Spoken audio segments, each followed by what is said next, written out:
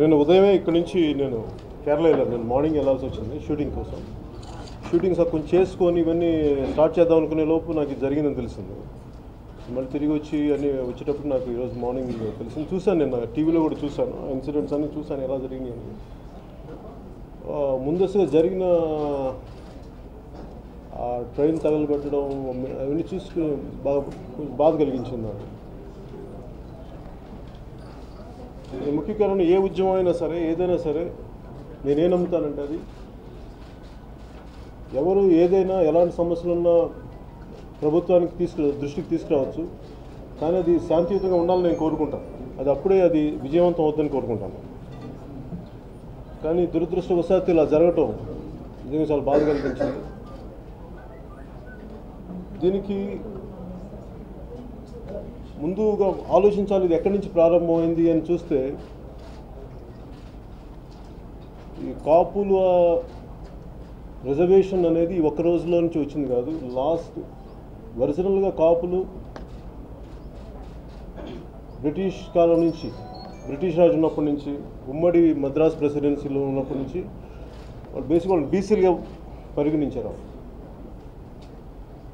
మళ్ళీ 1956 వరకు అదే, ఆల్మోస్ట్ 56 వరకు అదే కంటిన్యూ అయింది. మధ్యలో ఇంకొకసారి చిన్న బ్రేక్ తర్వాత మళ్ళీ కంటిన్యూ అయింది. తర్వాత మందుకు ఆపేశారు. సో ఈ డిమాండ్ వాళ్ళు కాపులు అడుగుతున్నది అనేక దశాబ్దాలుగా ఉంది. ముఖ్యంగా కాపులు అనేది ఒక అనేక తెగలు కలిపితే కాపులు అవుతారు. ముఖ్యంగా అక్కడ సమస్య ఏంటంటే, కాపులు ప్రత్యేకమైన సమస్య ఏంటంటే, అటు తూర్పాంధ్రలో, ఉత్తరాంధ్రలో వెనుకబడిన కులాలుగా గుర్తింపు ఉంది. అలాగే తెలంగాణలో వెనుకబడిన కులాలుగా గుర్తింపు ఉంది. ఎటు వచ్చి రాయలసీమలోనూ ఈ కోస్తాంధ్రలోనే వాళ్ళకి వెనుకబడిన కులాలుగా గుర్తింపు లేదు. దానివల్ల బెనిఫిట్స్ ఇవన్నీ ఎగ్జాక్ట్ బెనిఫిట్స్ ఏంటో నాకు తెలియదు, నాకు ఇంకా సరైన అవగాహన లేదు. కానీ బట్ ఇది నేను బేసిక్గా నాకు అర్థం చేసుకున్నాను. సో ఏ ప్రభుత్వం అప్పటి నుంచి కూడా కాపులను బీసీలోకి చేరుస్తామని చెప్పి అందరూ అనుకోవటం వల్ల వాళ్ళందరికీ ఒక సామాన్యమైన, అందరికీ కామన్ బాధ ఏంటంటే, మమ్మల్ని ఓట్ బ్యాంక్గా వాడుకొని వదిలేస్తున్నారు అని చెప్పి ఈ మధ్యన కాపు గర్జన నేను విన్నాను దాని గురించి. సో దానికి కొంత ఫీడ్బ్యాక్ నాకు కూడా వచ్చింది, ఇలా చేస్తున్నారంటే నేను విన్నాను. అంతమించి నా పెద్ద స్పందన లేదు. ఎందుకంటే ఎవరికి ప్రతి ఒక్కరికి హక్కు ఉంది చేసుకోవడానికి, వాళ్ళ ఏవైతే వాళ్ళకి న్యాయం జరగలేదు దాని గురించి మాట్లాడే హక్కు ఉందని నేను అనుకుంటాను ప్రజాస్వామ్యం. కానీ ఇది ఒక దురదృష్టకరమైన సంఘటనగా అది దీన్ని దారి తీయడం చాలా బాధ కలిగించింది. దాని కారణం, ముందు ఒక శాంతియుతంగా జరగాల్సిన ఒక సభ, మాకు ఇలా అన్యాయం జరుగుతుంది అని పెట్టుకున్న సభ ఎందుకు ఎలా దారి తీస్తుందో నాకు అర్థం కాదు. ట్రైన్ని ఒక అగ్గిపుల్ల వేస్తే కాల్చేస్తే కాలిపోయేది కాదు. అంటే చాలా మెథాడికల్గా ఉండాలి దాంట్లో. ముఖ్యంగా అటు ఉత్తరాంధ్రలో కానీ కోస్తాంధ్రలో కానీ గొడవలు ఉంటే కానీ ఇట్లాగా దౌర్జన్యాలు చేసి రోడ్ల మీద తగలబెట్టి చాలా అరుదుగా ఉంటాయి, చాలా అరుదుగా ఉంటాయి. ఇది ఖచ్చితంగా అది ఎవరు చేస్తుండొచ్చు దీనికి అనేది ప్రభుత్వం, నేను చూస్తూనే ఉన్నాను. కానీ నాకు అది ఎవరిని బ్లేమ్ చేయటం ఇవన్నీ నాకు తెలియదు. అందుకే నాకు తెలియకుండా నాకు బ్లేమ్ చేయడం ఎవరిని ఇష్టం లేదు. బట్ ఖచ్చితంగా దీని వెనక చాలా మెథాడికల్గా ఒక యాంటీ సోషల్ ఎలిమెంట్స్ ఉంటే తప్ప ఇలాంటివి జరగవు. ఒక ట్రైన్ని ఒక 10-12 బోగీలు ఉన్న ట్రైన్ని కాల్చాలి అంటే చాలా ప్రొఫెషనల్స్గా ఉండాలి దీనికి. అది ఎవరి ప్రోద్బలం వల్ల వచ్చారు ఇవన్నీ నేను నాకు నిజంగా నాకు ఫస్ట్ ఆఫ్ ఆల్ నాకు దాని అవగాహన లేదు. కాకపోతే ఏంటంటే జరిగిన విధానం చూస్తే బట్టి ఖచ్చితంగా ఒక యాంటీ సోషల్ ఎలిమెంట్స్ ఉండాలి ఖచ్చితంగా దీని వెనక. అంతేగాని మామూలుగా ఒక సభకు వచ్చిన కార్యకర్తలు అయితే చేసింది కాదు, అది నేను నమ్ముతున్నాను. కానీ అలాగే ప్రభుత్వానికి కూడా, నేను తెలుగుదేశం ప్రభుత్వం కూడా నేను అడిగేది ఏంటంటే, మనం ఇన్ని కుల ఉద్యమాలు చూస్తున్నాం. ఇక్కడ మన గుజరాత్లో కానీ పటేల్ ఉద్యమం కానీ, అక్కడ ఉత్తర భారతంలో అనేక కులాల ఉద్యమాలు కానీ ట్రైన్లు ఆపేసిన సందర్భాలు ఉన్నాయి, వైలెన్స్కి దారితీసిన సందర్భాలు ఉన్నాయి. ఇన్ని లక్షల మంది ఒక చోట చేరుతూ ఉంటే దీని వెనక ఎలాంటి అవాంఛనీయమైన సంఘటనలు జరగవని ప్రభుత్వం ఎందుకు అనుకుంది నాకు ఈ రోజుకి అర్థం కావట్లేదు. ఎందుకు ముందు జాగ్రత్త చర్యలు తీసుకోలేదు? మేము ఒక చిన్నపాటి ఒక ఆడియో ఫంక్షన్ పెట్టుకోవాలంటేనే ఇన్ని 190 ఆలోచిస్తారు.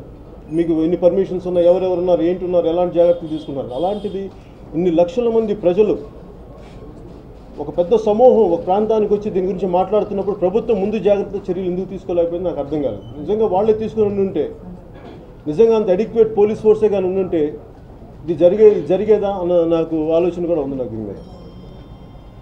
కానీ ప్రతిసారి ఎప్పుడు కూడా దేనైనా సరే నేను నాని వాళ్ళకి వాళ్ళు చెప్పేది ఏది మొగ్గలను తుంచేయడం ఉండదు మనకి. దాన్ని పెంచి సమస్యను పెద్ద చేసి అది చాలా పెద్ద అయ్యే వరకు ఎవరికి రెస్పాన్స్ ఉండదు.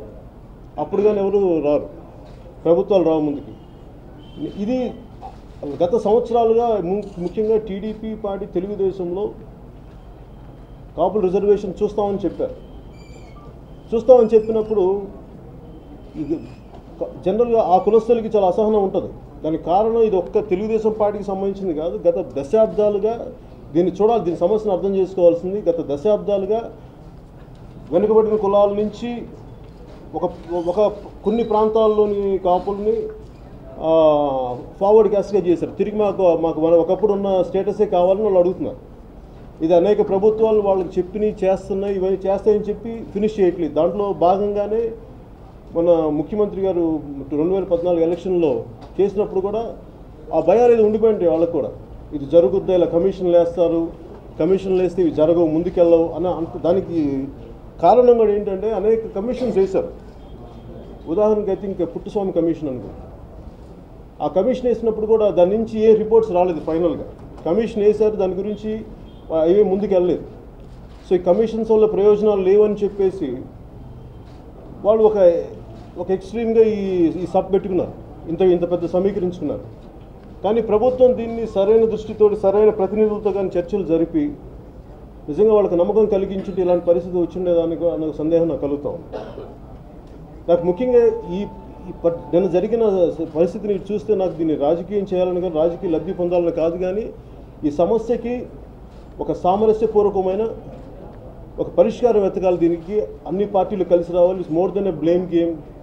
ఎవరున్నారు దీని వెనకాల వీటన్నిటికంటే కూడా అందరూ కలిసి వచ్చి దీన్ని సమస్యను పరిష్కరించకపోతే రేపొద్దున ఇది అనేక కులాల మధ్య చిచ్చుకు దారితీస్తుంది. నేను లాస్ట్ టైం గుంటూరు అక్కడ రాజధాని ప్రాంతానికి వెళ్ళినప్పుడు కూడా మన సమస్య మన దేశంలో ఇది క్లాస్ అండ్ క్యాస్ట్ స్ట్రగుల్ రెండు ఒకే చోట ఉంటాయి. ముఖ్యంగా గ్లోబలైజేషన్ వల్ల మనకు ఐడెంటిటీ పాలిటిక్స్ ఎక్కువైపోయాయి. దురదృష్టవశాత్తు మన దేశంలో అనేక కులాల సమ్మేళనం మన దేశం, వెరీ కాంప్లెక్స్ సోషల్ స్ట్రక్చర్ మనది. సో దీనికి ఒకళ్ళు కొంచెం ఎక్కువ మాట్లాడినా తక్కువ మాట్లాడినా చాలా వినాశకరమైన పరిస్థితులు వస్తాయి. సోషల్ ఎనార్కీ వచ్చే అవకాశాలు ఉంటాయి. అందుకని ప్రతి రాజకీయ పార్టీ కానీ నాయకులు కానీ చాలా బాధ్యతగా వ్యవహరించాలి. సో నేను చూసింది ఈ పరిస్థితుల్లో ఏ ప్రభుత్వమైనా దీన్ని సరైన సంప్రదింపులు జరిపి ఈ పరిస్థితులు చేయి దాటకుండా చేయాలని నేను కోరుకుంటున్నాను. ఉద్యమాన్ని నడిపే నాయకులు కూడా నా విన్నపం ఏంటంటే, ఒక ఉద్యమాన్ని నడిపేటప్పుడు ఆ ఉద్యమం తాలూకు ఒక స్ఫూర్తి ఉంటుంది. ఆ ఉద్యమానికి వాళ్ళ హక్కుల కోసం దానికి ఎలా మాకు కావాలి, వాళ్ళ హక్కుల్ని మాకు హక్కులు ఎలా ఇవ్వబడలేదు, మేము ఎలా తెచ్చుకోవాలని దానికి ఒక ప్లాన్ ఉంటుంది, ఎజెండా ఉంటుంది.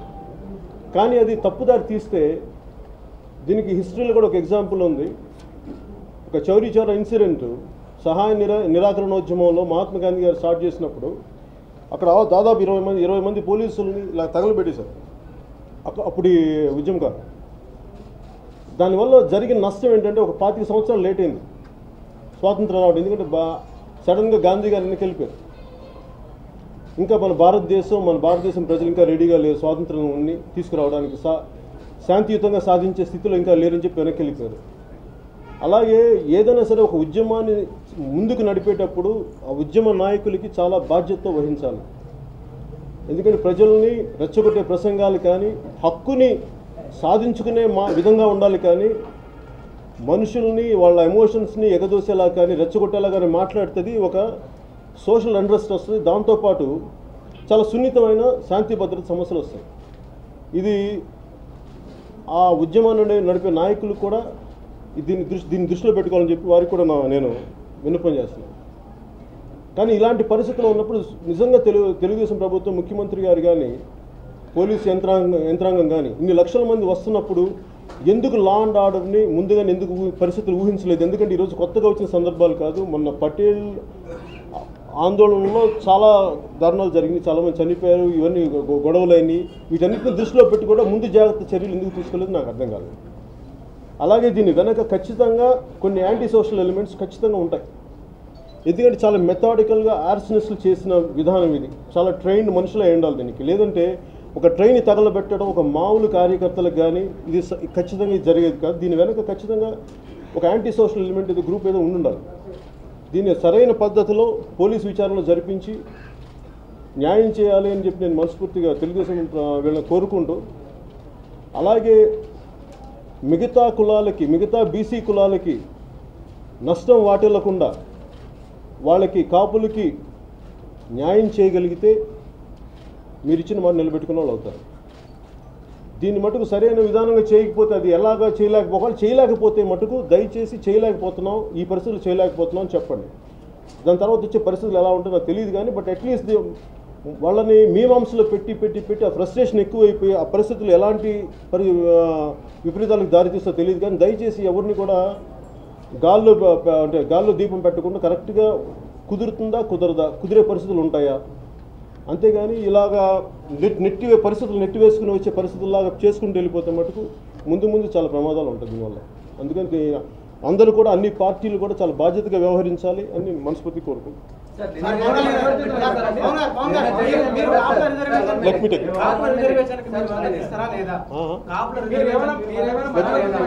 నిన్న జరిగిన సంఘటన మీద మొత్తం వైసీపీ కార్యకర్తలు కూడా అందులో ఉండి ఈ సంఘటన అంతా చేశారని నిన్నటి నుంచి ఏపీ మంత్రులందరూ విమర్శిస్తూనే ఉన్నారు. ముద్రగడ కూడా జగన్ చేతిలో కీలుబొమ్మగా ఉండి వ్యవహారం అంతా నడిపారంటారు. దానికి మీరు ఏకీభవిస్తున్నారా? అంటే నేను గ్రౌండ్ రియాలిటీ లేను, మేబీ ఒక గ్రౌండ్ రియాలిటీలు వాడుకున్న వ్యక్తులు వాళ్ళకి చెప్పుంటే నాకు తెలియదు.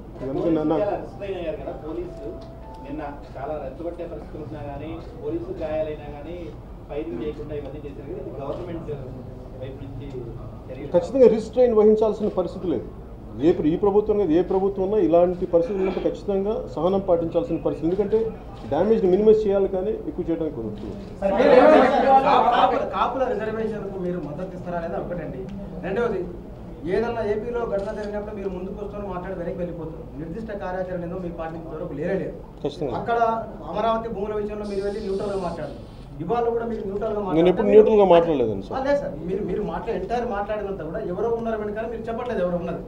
పైగా మీరు మాట్లాడుతున్నది నిన్న చంద్రబాబు నాయుడు గారి స్పీచ్కు ఆ ఉపన్యాసానికి కొనసాగిపో ఉంది తప్ప పర్టికులర్గా మీ పార్టీ వైఖరి నేను ఎలా చెప్పమంటారు చెప్పండి. నన్ను ఎలా చెప్పమంటారు? మీరు అని చెప్పారు కాదు, నన్ను ఎలాగా కాదు సార్, నన్ను ఎలా పిన్ పాయింట్ చేయమంటారు? Give me logic. కాపులు అడుగుతున్న రిజర్వేషన్కు మీ పార్టీ మద్దతు ఇస్తుందా లేదా? క్లారిటీ దాన్ని. 2014లో మీరు కూడా చంద్రబాబు యాత్రలో ఉన్నారు. సంతకం పెట్టిన తెలుగుదేశం పార్టీ ఇచ్చిన గైడ్ లైన్స్ లో మేము అధికారంలోకి రాగానే బీసీల జాబితాలో కాపులను చేరుస్తా ఉన్నారు. 1000 కోట్ల రూపాయలను ప్రతి సంవత్సరం ఇస్తాము. కనీసం ఆంధ్రప్రదేశ్ ప్రభుత్వం 100 కోట్లు ఇచ్చినప్పుడు మీరు ఎందుకు మాట్లాడుతున్నారు?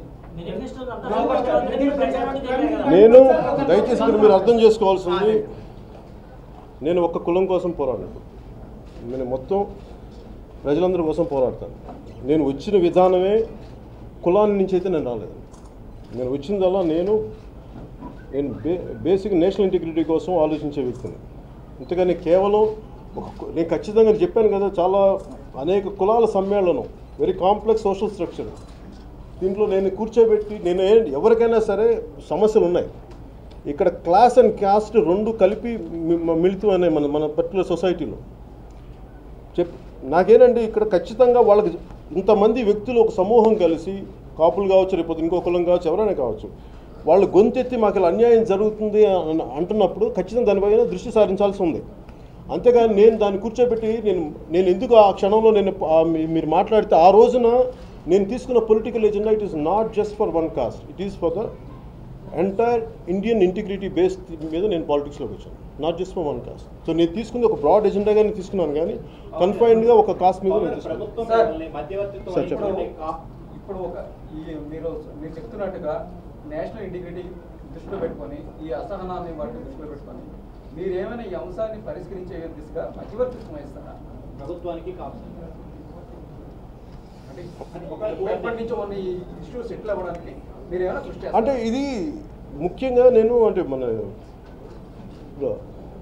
డాక్టర్ బిఆర్ అంబేద్కర్ గారు మనకి మన కాన్స్టిట్యూషన్ ప్రజెంట్ చేసేటప్పుడు మనకి పార్లమెంట్ ఆ రోజున పార్లమెంట్ దీంట్లో ఆయన అడిగింది అన్కాన్స్టిట్యూషనల్ ప్రొటెస్ట్లు కానీ వీటి వల్ల ప్రయోజనం లేదు, మనది చాలా powerful constitution, everything can be resolve through constitutional methods అని ఆయన చెప్పారు. నేను దాన్ని నమ్ముతాను. అది ఇంకా అది పని చేయని పక్షంలోనే, ఎందుకంటే బలమైన కాన్స్టిట్యూషన్ ఉండగా ఇన్ని విధానాలు ఉండగా ఒక వ్యక్తిని దీన్ని మధ్యవర్తిత్వం వహించడం అనేది తప్పు, రాజ్యాంగాన్ని కించపరిచినట్టు.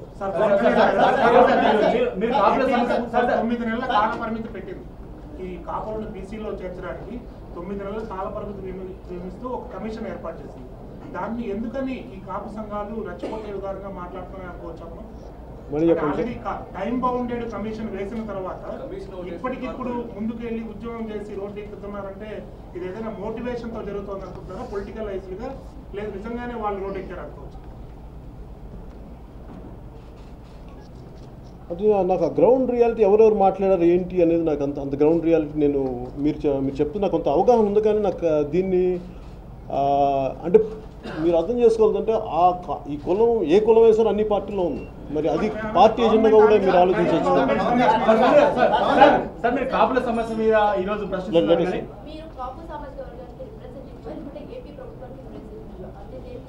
How can you say I'm an AP representative? మీరు చెప్పండి. What made you to say?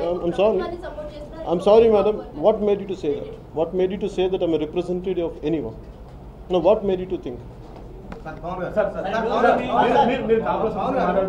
Hyderabad central యూనివర్సిటీలో ఒక విద్యార్థి చనిపోతే ఢిల్లీ నుంచి గల్లీ దాకా అందరూ రెస్పాండ్ అయ్యారు. మీరు మాత్రం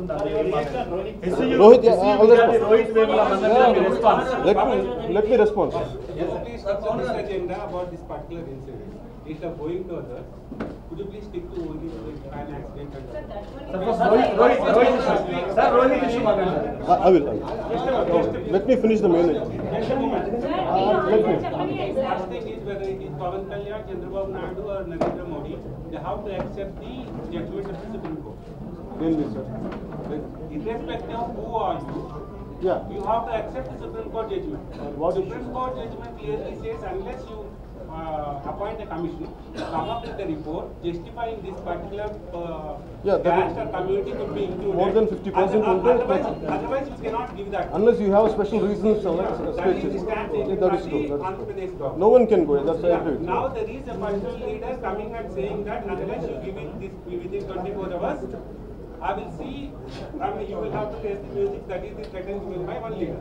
So, do you support that one?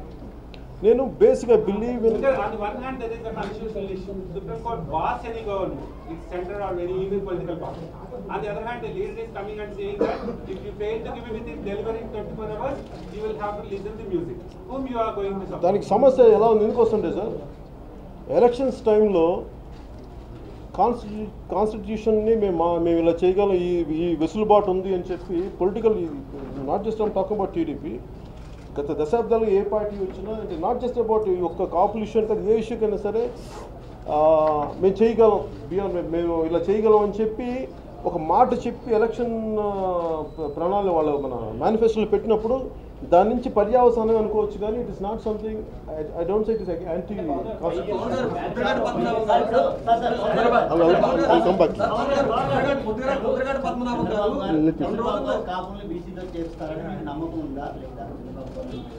నాకండి.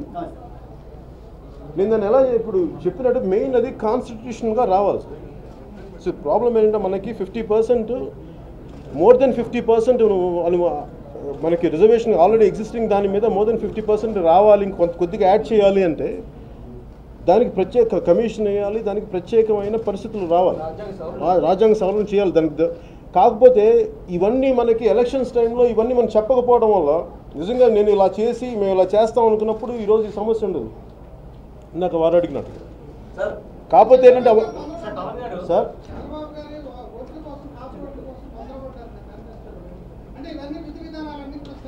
ఇది అంటే సార్ ఇది ఒక్కళ్ళు ఈయన కాదు సార్, ఏ పొలిటికల్ పార్టీ ఏదైనా సరే ముందు వెనక కొన్నిసార్లు ఏంటంటే నేను ప్రాక్టికల్ అడుగుతాను, నేను ఇది ఎంతవరకు పాసిబిలిటీ ఉంటుంది ఇవి చేయడానికి అంటే there is a possibility. Maybe నాకు అంత రాజకీయ అనుభవం లేక మేబీ పాసిబిలిటీ ఏముంటుంది, but as I each day passes by నాకు అర్థమైంది ఏంటంటే దాని ఓన్ హర్డల్స్ దానికి ఉన్నాయి, నాకు అర్థమవుతాం. 2004-2009లో కాంగ్రెస్ పార్టీ కూడా వచ్చింది, అప్పుడు వారు చేయలేకపోయారు, ఇప్పుడు వీళ్ళు చేస్తా ఉన్నారు, ఇప్పుడు వచ్చింది. అప్పుడు ఎప్పుడూ లేని ఇంత అసహనం ఇప్పుడే ప్రస్తుతం రావడానికి మీరు అన్నట్టుగా రైలును తగలబెట్టేంత స్థాయికి వెళ్ళడానికి నేను చెప్పాను రైలు 100% ఇది నాకు తెలిసి. ఎందుకంటే మామూలుగా అటు ఇవన్నీ ఏంటంటే అలాగే నాకు అనిపించేది జనరల్గా మీకు ఎప్పుడు కూడా బయట నుంచి వచ్చినాయి చేస్తాయి ఇవన్నీ, ఇలాంటి పరిస్థితులు క్రియేట్ చేసి ఖచ్చితంగా బయట నుంచి రావాలి. ఎందుకంటే మీకు అక్కడ గ్యాదర్ అయిన వాళ్ళే ఉండాలి అంటే ఇంకా సింపుల్ అంటే మోర్ దెన్ దట్ ఈ రోజున ఎనఫ్ వీడియో కెమెరాస్ ఉన్నాయి, ఇంతమంది సమీకరిస్తున్నప్పుడు there are enough cell phones ఉన్నాయి, మీరు అందరిని ట్రేస్ అవుట్ చేయండి. More than me giving a logic. మాట్లాడుతూ నేను ఈ రోజు కానీ రేపు కానీ ప్రభుత్వానికి ఒక డెడ్ లైన్ పెడుతున్నా, జీవో రావాలి, లేకుంటే మాత్రం అందరూ ఆమరణ దీక్ష మా ఫ్యామిలీ కూర్చుంటా ఉన్నాడు. నిన్న కూడా ఆయన మాట్లాడుతా నేను ఇప్పుడు ఈ క్షణాన్ని వెళ్తున్నాను రైలు రాకు మీరు రండి అని చెప్పి తీసుకెళ్ళారు. అంటే దీన్ని అసలు ఏ విధంగా చూడదు అంటే నేను అనేది నేను చెప్తుంది ఒక ఈవెన్ ఫస్ట్ కాన్స్టిట్యూషనల్ మెథడ్స్ మనకి దానికి అంత చేయలేనప్పుడు లాస్ట్ టైం తెలంగాణ ఉద్యమం కూడా జరిగినప్పుడు ముందు ఒక జాయింట్ యాక్షన్ కమిటీ వాళ్ళకు ప్రణాళిక విడుదల చేసేది. మేము ఈ తారీఖు నుంచి ఈ తారీఖు వరకు మేము రైలు రోకోలు చేస్తున్నాం, లేదంటే మేము ఈ ప్రోగ్రామ్స్ చేస్తున్నాం. సో అందరూ ప్రిపేర్ అయి ఉన్నారు. ఒక విధి విధానాలని చేయలేకపోవడం ఖచ్చితంగా అది వాళ్ళ లోటుపాటుగా నేను అనుకుంటున్నాను. తూర్పుగోదావరి పశ్చిమ గోదావరి జిల్లాలకు సంబంధించి మీ క్యాంపెయిన్ వల్లనే టీడీపీకి ఎక్కువ ఓట్లు పడ్డాయి, మీ క్యాంపెయిన్ వల్లనే తెలుగుదేశం ప్రభుత్వం అధికారంలోకి వచ్చినట్టు అందరికీ తెలుసు. ఇటువంటి పరిస్థితుల్లో మీరు ఒక రాజకీయ పార్టీకి అధినేతగా ఉన్నారు, ఒక రాజకీయ పార్టీని లీడ్ చేస్తారు. అలా స్థానికంగా ఉన్నటువంటి సమస్యలకు సంబంధించి కానీ కాపు ఉద్యమాలకు సంబంధించి మీరు ముందుగానే పసిగట్టి ప్రభుత్వానికి సంబంధించి రిప్రజెంట్ చేయడం కానీ ఆ సమస్యల పట్ల సానుకూలంగా ఏ రకంగా స్పందించేలా ప్రభుత్వం పైన ఒత్తిడి తీసుకొచ్చే విధానాలు కానీ ఇటువంటివి చేయకుండా ఇవాళ మొత్తం జరిగిన తర్వాత ఇవాళ ప్రభుత్వాన్ని తప్పుపట్టే విధంగా మీరు ప్రికాషన్స్ తీసుకున్నట్లే విధంగా నేను ప్రభుత్వం నేను నడపట్లేదు సార్. అంటే నేను పోలీసు నేను అనేది నా బేసిక్ లాజిక్ సార్, బేసిక్ మీతో బేసిక్ కామన్ సెన్స్ నేను అడుగుతాను. నేను అనేది ప్రభుత్వాన్ని నేను నడపట్లేదు, ప్రభుత్వానికి నేను సలహా సంప్రదింపులు నేను ఇచ్చేసే ఫస్ట్ నేను అవసరమైనప్పుడు మాట్లాడతాను, కూర్చోబెట్టి ప్రతిసారి వాళ్ళ పరిపాలనా వ్యవస్థలో నేను ఎందుకు దూరుతాను. అన్లెస్ ఏదైనా సమస్య ఉంది దానికి నా రిప్రజెంటేషన్ వచ్చినప్పుడు నేను వెళ్ళి దాని గురించి మాట్లాడతాను. కానీ డే టు డే పొలిటికల్ వాళ్ళ పరిపాలనా విధానంలో నేను విధి విధానంలో ఎందుకు ఉంటాను.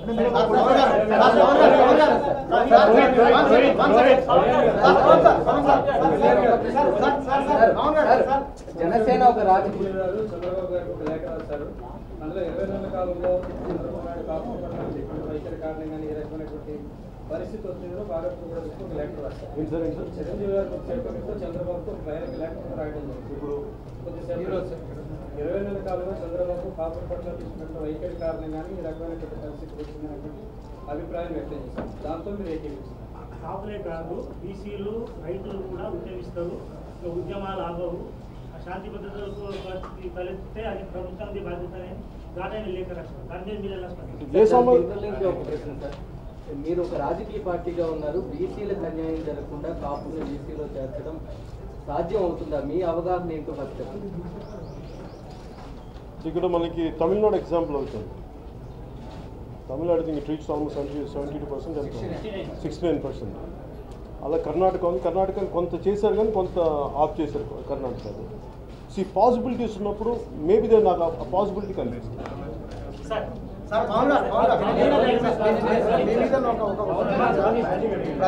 ప్రతి సందర్భంలో చంద్రబాబు నాయుడు గారికి ఆపద్బాంధవుడుగా మీరు వస్తున్నారని ఇష్యూ చాలా క్రిటికల్ ఉన్నప్పుడు డైవర్ట్ చేసిన ఒక విమర్శ ఉంది సార్ మీ మీద.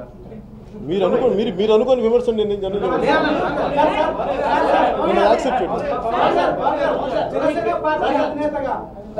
జనసేన పార్టీ అధినేతగా తెలుగుదేశం పార్టీ హయాంలో గతంలో జరిగిన పుష్కరాల దగ్గర తొక్కిసలాట కానీ నిన్న జరిగినటువంటి ఇన్సిడెంట్ కానీ ఇంటెలిజెన్స్ ఫెయిల్యూర్ ఉందా లేదా ఒకటి. రెండోది ఆంధ్రప్రదేశ్ ప్రజలను కాపాడాల్సినటువంటి పోలీస్ వ్యవస్థ అధికార పార్టీ చేతుల్లో కీలుబొమ్మలుగా తయారైంది. అందుకే కావాలని దానికి సెక్యూరిటీ ఇవ్వకపోవడం వల్ల ఈ విధంగా జరిగిందనేటువంటిది ప్రజలు కోరుకుంటారు. ప్రజలు చెప్తారు. మీరు జనసేన పార్టీ అధినేతగా ఏం చెప్తారు? నేను బేసిక్ చెప్పిన స్టేట్మెంట్ అది ఎడిక్వేట్ పోలీస్ ఫోర్స్ కానీ ఉండి ముందు జాగ్రత్తలు చర్యలు తీసుకుంటే ఇది జరిగి ఉండేదా అన్నది నాకు ఉంది సార్, జరగకుండా ఉండేదని. జరిగిన సభ సంఘటన బయట వాళ్ళు ఉన్నారు అంటే 13 జిల్లాల నుంచి వచ్చిన వాళ్ళు ఉన్నారనుకుంటారా, కొత్త రాష్ట్రం నుంచి వచ్చిన వాళ్ళు ఉన్నారనుకుంటారా, వేరే క్యాస్ట్ నుంచి వచ్చిన వాళ్ళు ఉన్నారనుకుంటారా? నేను అట్లాగే అంటే నేను బేసిక్ నేను మామూలు చెప్పేది ఏంటంటే ఇలాంటి సంఘటనలు ఇప్పుడు ఖచ్చితంగా తుని ప్రజలైతే కాదు. ఎందుకంటే ఇది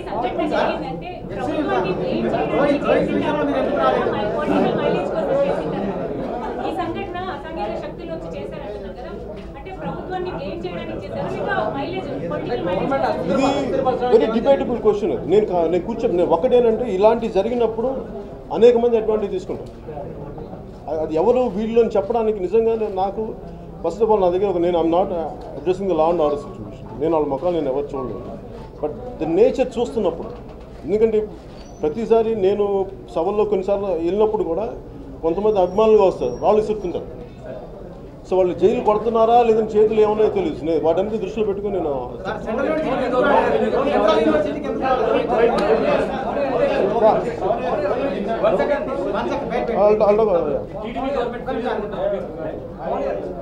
సో ఇది మెయిన్ దీని మెయిన్ ముఖ్య ఉద్దేశం టాకింగ్ అబౌట్ నిన్న జరిగిన ఇన్సిడెంట్ మీద. ఓకే, రోహిత్ గారి మనకు హత్య మీద ఆత్మహత్య మీద జరిగిన పరిస్థితులు నాకు నిజంగా బాధ కలిగించినాయి. నేను ఎందుకు దాని గురించి మాట్లాడలేదంటే ఇది మొదటిసారి జరిగింది కాదు. ఇలాంటి పరిస్థితులు కేవలం లాస్ట్ 2 సంవత్సరాలు వచ్చినవి కాదు. నేను 10th క్లాస్ నెల్లూరులో చదువుతున్నప్పుడు నాకు మా టీచర్ కొడుకు ఒక ఆయన ఉన్నాడు. ఆయన అనంతపురం చదువుతున్నాడు, శ్రీకృష్ణదేవరాయ మన JNTU అఫిలియేటెడ్ ఇంజనీరింగ్ కాలేజ్లో. అప్పటి నుంచి నేను వాళ్ళని చూస్తూ ఉంటే ప్రతి చోట మన విశ్వవిద్యాలయాల్లో ఖచ్చితంగా కుల వివక్ష అయితే ఉంది, దాన్ని ఎవరు కాదనలేదు. ప్రొఫెసర్లు, అధ్యాపకులు, విద్యార్థులతో కలిసి కుల విహారయాత్రలకి స్వయంగా నేనే వైజాగ్లో చూసేవాడిని. ఖచ్చితంగా కుల వివక్షలు అయితే ఉన్నాయి. ఈ కులాన్ని చూసి ఇంకొకరు, ఈ కులాన్ని చూసి ఇది చదువుకోవాల్సి జ్ఞానం రావాల్సిన పరిస్థితులు, ఇలాంటి ఒక ఉద్రిక్త పరిస్థితులు అయితే అక్కడ ఏర్పడ్డాయి, దాన్ని ఎవరు కాదనలేదు. అలాంటి ఉద్రిక్త పరిస్థితులు తీసుకెళ్ళి ఒక అబ్బాయి ఆత్మక్షోభ చెంది బాగా చదువుకోవాల్సిన ప్రతిభావంతుడైన ఒక అబ్బాయి, నేను అది కుల వివాదం కూడా కాదు, ఆయన దళిత విద్యార్థి, వెనుకబడిన కులాల విద్యార్థి, ఒక తెలివితేటలు అమితంగా ఉండి ఫిలాసఫీని అమితంగా వంట పట్టించుకున్న ఒక విద్యార్థి నిరాశ నిస్పృహలోనే చనిపోయాడు. అది ఎవరి వల్ల దేని అని కాదు, కానీ it is confined only to ఒక యూనివర్సిటీ. దాన్ని పొలిటికలైజ్ చేసి ప్రతి ఒక్కళ్ళు దాన్ని వేరే వేరే స్థాయికి తీసుకెళ్తున్నాను. నేను దాంట్లో భాగస్వామ్యం కాదలుచుకోలేదు, అందువల్ల నేను నో. ఇది ప్రస్తుతం ఎలక్షన్ కోడ్ ఉంది అన్నమాట.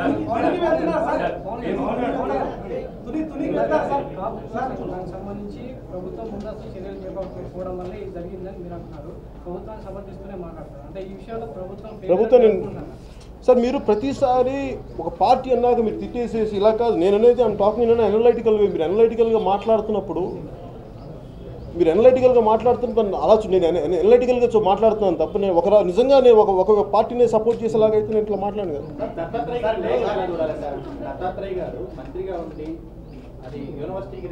ఆయన మొదటి విద్యార్థిగా, ఆయన మొదటి మంత్రిగా అది చేసింది.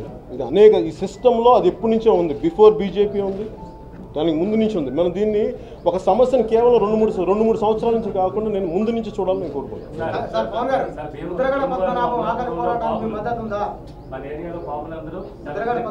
మిగతా వాళ్ళకి అవకాశం ఇవ్వండి సార్.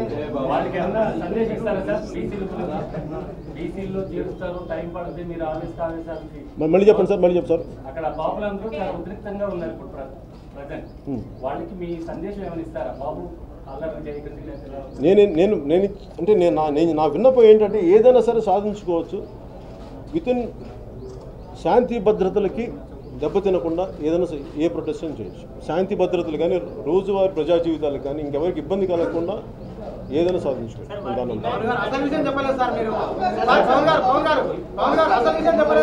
కాపుల ఉద్యమానికి మీ మద్దతు ఉందా లేదా? ఆయన ఆకలి చెప్పాను కదా సార్, ఇప్పుడు దాకా అదే మాట్లాడారు.